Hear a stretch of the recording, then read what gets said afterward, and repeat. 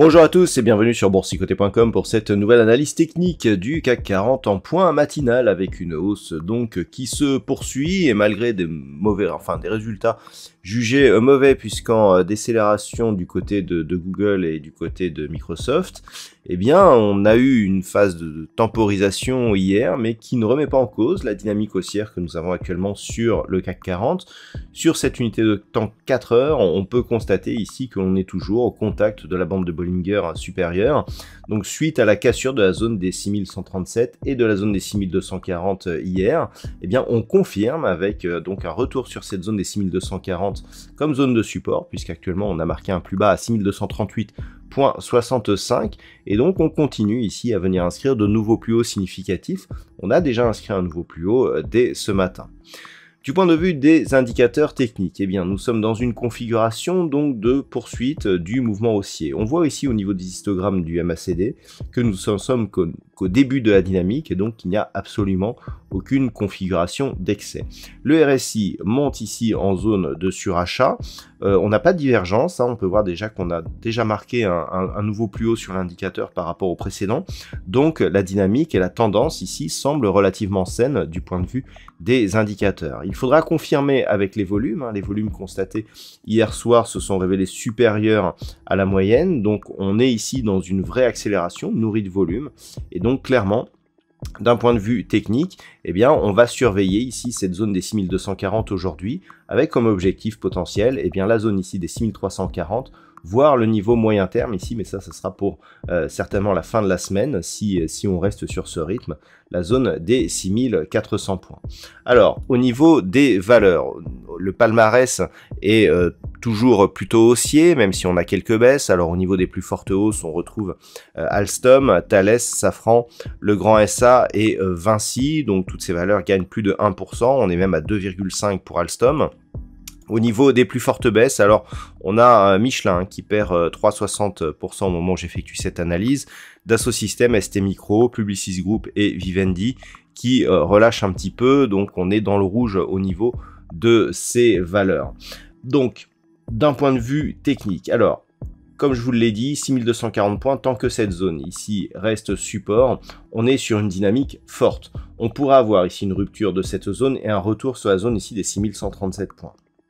Cela ne remettrait pas en cause la dynamique, puisque maintenant que nous avons une belle amplitude ici de cassure par rapport au précédent point haut, eh bien on peut s'adjuger ici un retour sur la moyenne mobile 20 exponentielle. D'ailleurs, au niveau de cette moyenne mobile, ce que l'on constate, c'est que le setup sur lequel j'attirais votre attention hier, à savoir un contact sur la bande de Bollinger supérieure avec une moyenne mobile exponentielle sous sa moyenne mobile arithmétique, était un signal de faiblesse. Vous voyez qu'on est en train d'invalider puisque la moyenne mobile exponentielle repasse au-dessus. Donc ça, c'est un signal intéressant puisqu'on reprend de la dynamique, alors même que nous sommes ici sur un mouvement haussier dans un contexte toujours difficile, hein. D'un point de vue macroéconomique et d'un point de vue géopolitique, on a quand même quelques soucis.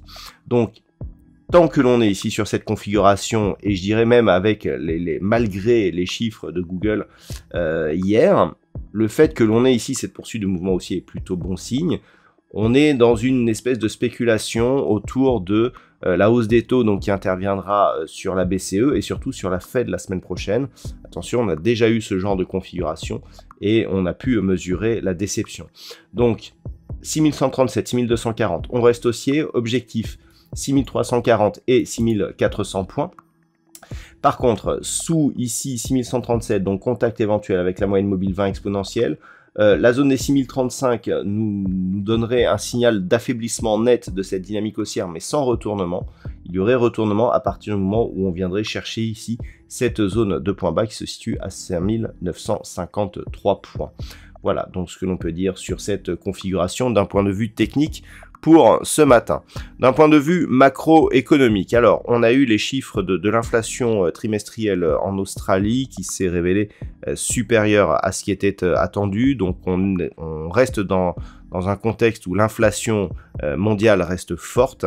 Pas de statistiques majeures ce matin du côté de l'Europe. Cet après-midi, du côté des États-Unis, nous aurons les ventes de logements neufs qui seront diffusées à 16 h. Du côté du Canada, cet après-midi, eh bien, la Banque centrale du Canada va communiquer sur l'évolution de ses taux d'intérêt. Ça sera aussi à 16 h.